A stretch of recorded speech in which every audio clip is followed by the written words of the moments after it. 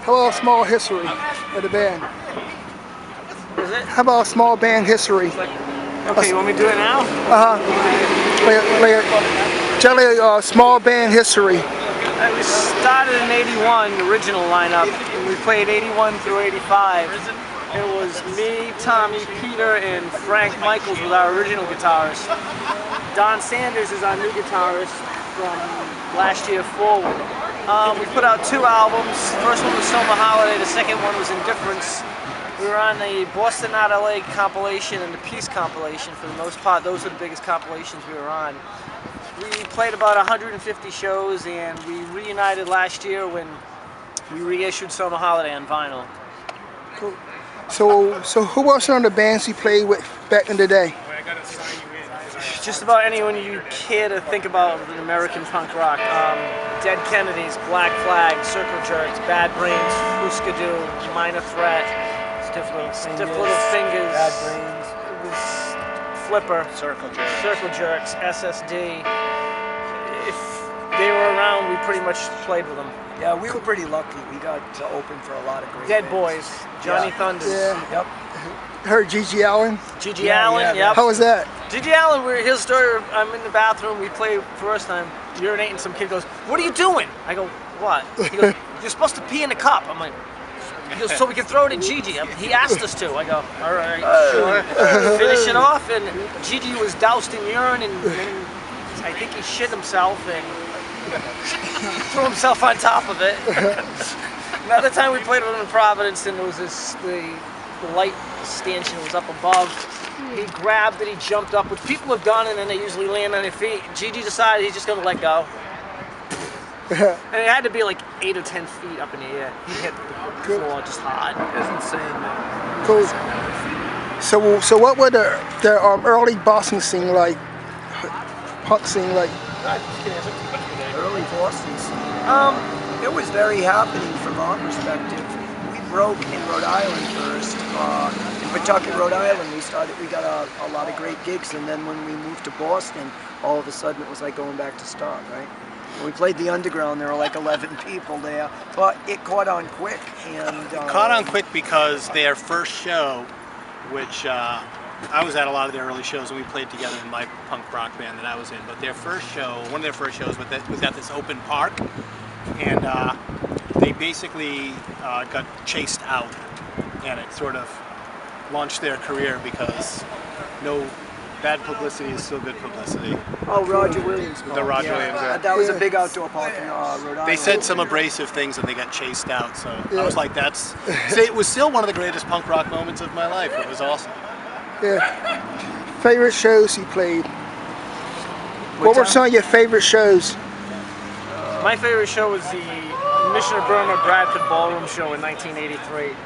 It was at the time their last show, and they did an all-80s show and they did a nighttime show. Both of them were great, and yeah, that was my favorite. I really liked opening for the Circle Jerks. I think we did that more than once, right? Yeah. We did it in Boston, we did it at Simon's in Pawtucket, and they were just a really great band to play with because they had so much energy. Cool.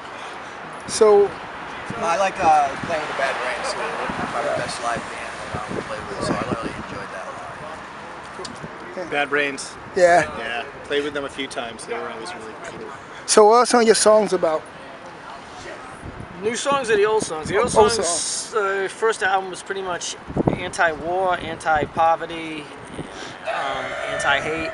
And the second album, Indifference, mostly focused on economics. It was mostly the difference between the rich and the poor, and trying to narrow the difference, and actually just caring. Cool. So what bands got you into punk in music? Sex Pistols, Clash, Mission of Burma. I liked Killing Joke, even U2 in the early days. Their first 2 albums. Punk rock. Dead Boys, Sex Pistols. Cool.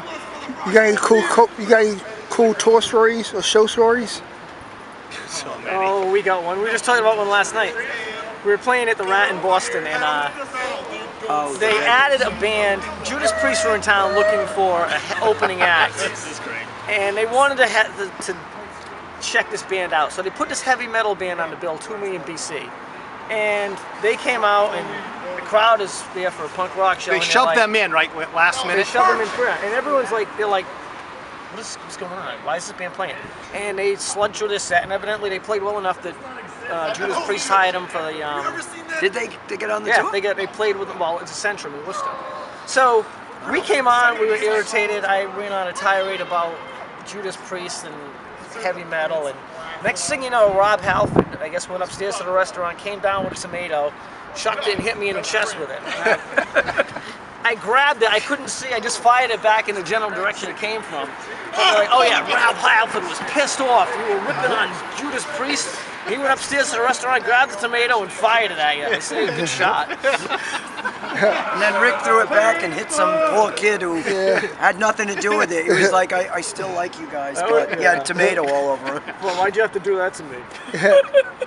That was a good show. So, what do you miss about the old days of punk rock? Being able to Being get up. young. Being young.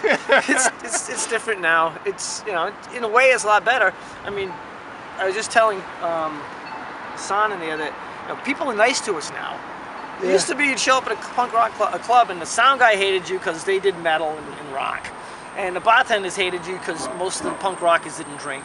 So they weren't nice to you. Now it's like, hi, how are you? Here's your drink tickets. What can I get for you? You need anything? Everyone's really nice now. That's a big difference. But yeah, being young is a lot better. I like the way the industry was in the '80s, though. You know, the record industry in general, that you had to get signed to somebody, you had to go out and tour and work on it to bring yourself up. Whereas now it's just all intermingled with the internet.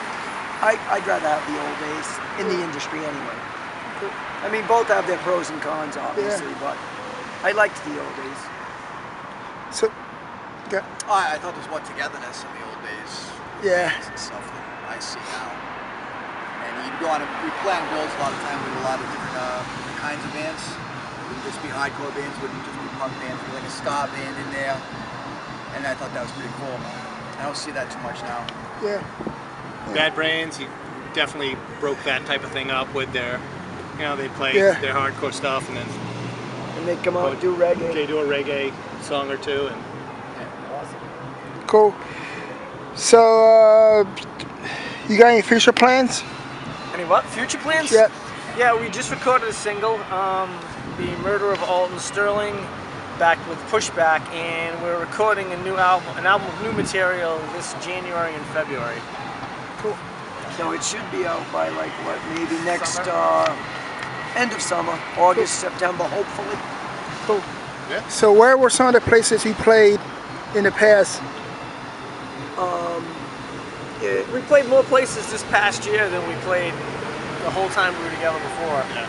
This year we played Seattle, Portland, Tacoma, Montreal, Pittsburgh, Philly, New York, Baltimore. Yeah. Whereas back in the day, we pretty much just worked the Boston area. I think we did Hoboken once. Yeah.